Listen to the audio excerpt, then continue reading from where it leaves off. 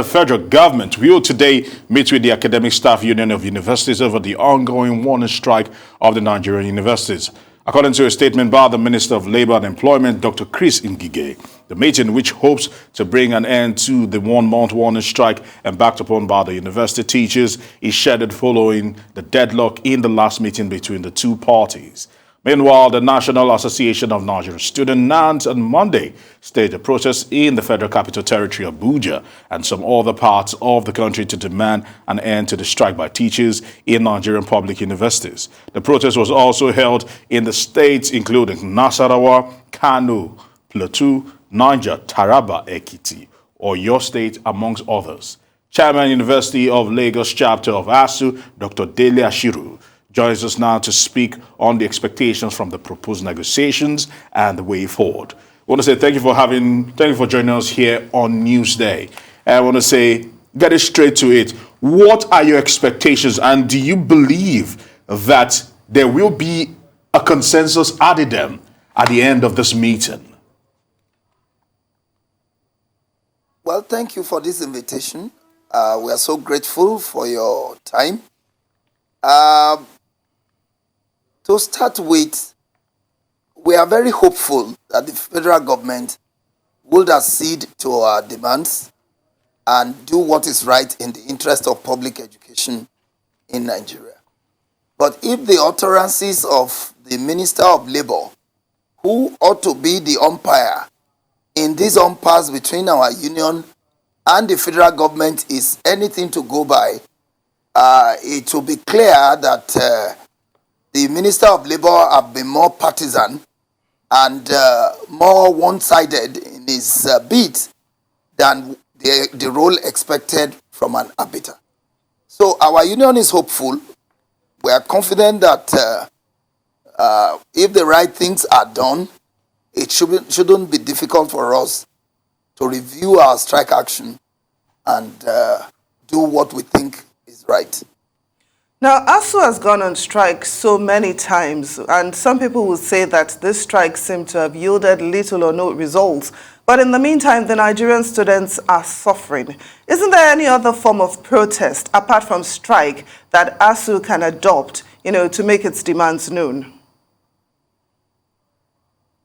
I have been asked this question for the umpteenth time. And my response has always been that as intellectuals that we are open to suggestions from well-meaning Nigerians, including you. If there's anything you think, whether in the media or other intellectuals in other sectors of the economy, thinks that there's any other thing we can do to drag an uncaring and insensitive government to the negotiating table to do what is right for public education in Nigeria, which we are open to such advice. Please do give it to us. But as far as we know, for instance, have you thought about... If you have been in this country since August, you will have listened to our agitation, our cries. At the National Assembly, we met with the Speaker of the House of Representatives. At the Senate, we met with the President of the Senate.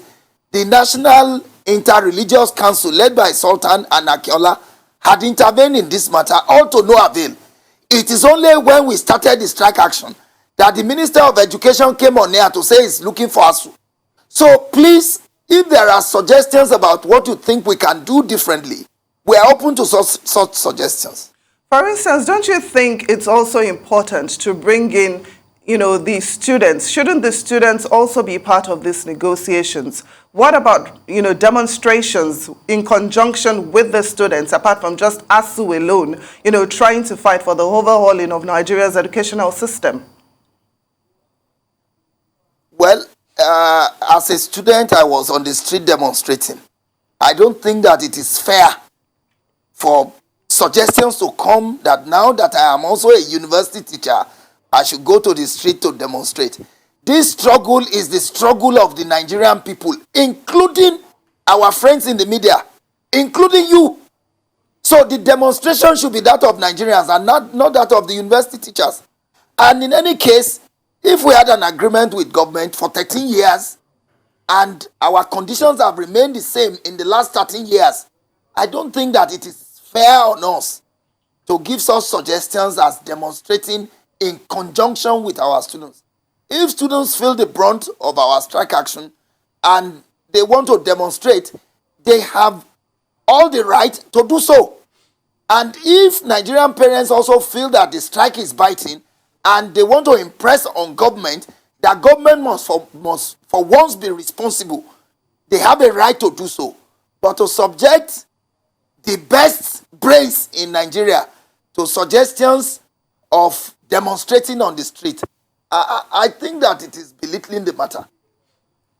Well, it's very clear that tensions are high and the situation is quite volatile. I mean, you said for 13 years you've been fighting the same battle, and it seems like the government just does not want to respond or give in to the very basic demands.